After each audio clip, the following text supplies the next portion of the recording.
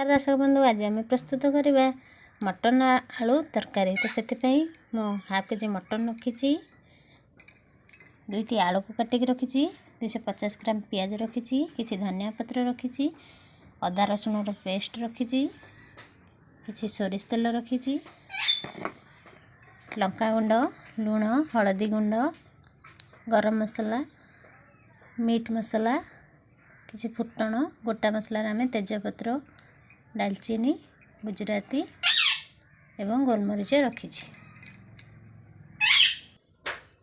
प्रथमे एक कढ़ई गरम करवा, से आम किसी सोरिष तेल पकेवा।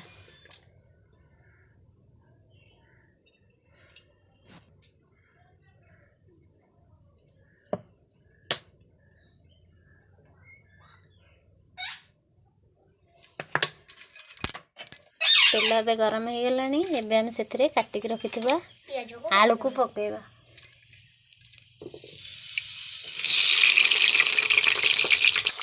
एवं आम किसी लुण एवं किसी हलदी गुंड पकई आलू को भल भाव भाजी नवा। देखो आलू भल भाव भाजी गला, एवं आम आलू को बाहर कर नवा। देखो तेल ए गरम हो गला, से आम रखिथिबा गोटा मसला को पकेदेबा एवं किसी फुटण पकेदेबा।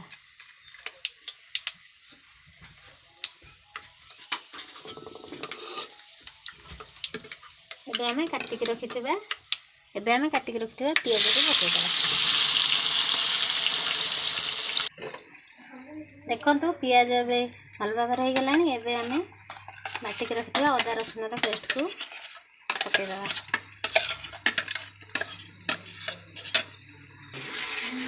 अदा रसुण पेस्ट पकेला परे से आम लंका गुंड पकेदेबा,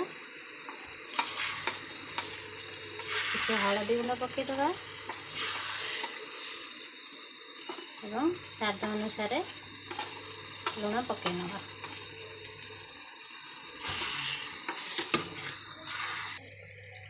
देखंतु मसला को एमती मझे मझे गोड़े होथिबे, नहले मसला तले लगी जीवो।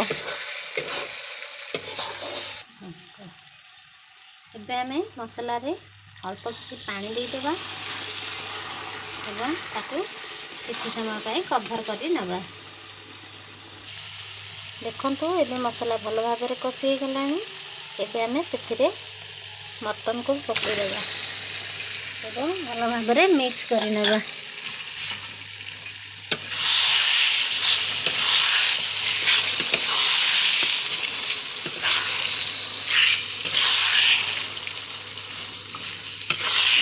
भाव में मिक्स कला आम मटन को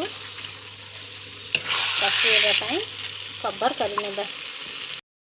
देखंतु मटन ए भल भाव में कषि आसला, आम से भाजिक रखि आलू को पकेदेबा एवं किसी समय कवर करी कषि नबा। देखंतु मटन आलू ए भल भाव में कषि गला, आम से किसी पानी दे मटन को भल भाव में सिझापी छाड़देबा। पानी आपणकर निजर पसंद अनुसार ग्रेवी अनुसार आपण पानी देवे।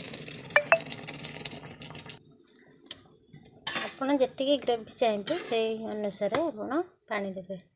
एबे मैं पानी देती, एबे आम या कवर करदेबा एवं भल भाव में सिझापी छाड़देबा। देखंतु मटन एबे भल भाव में सिझीगला, एबे आम से किसी गरम मसला एवं धनिया पत्र पकईदेबा।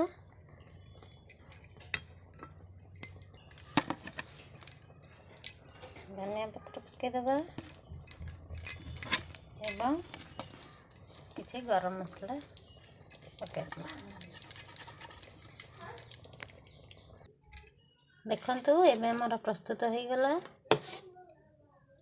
मटन आलू तरकारी। जदि आपन को रेसिपीटी भल लगुची लाइक शेयर करंतु, कमेंट करंतु एवं सब्सक्राइब करने को भूलंतु नहीं।